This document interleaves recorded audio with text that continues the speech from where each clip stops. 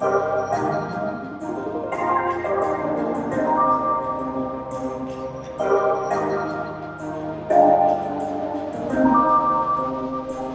this morning we're going to have a look at installing a couple of these two bad boys. We've got the new Gen 2, let me get down here, the new Gen 2 Redback.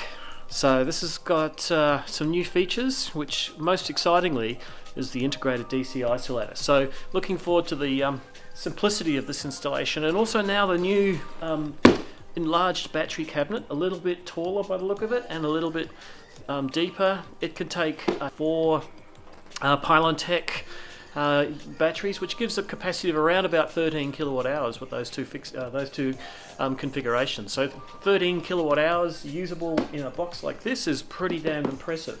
And so that'll be upgrading from what we've already got, which is the Gen 1.1, which is on the wall right here now. So let's get into it.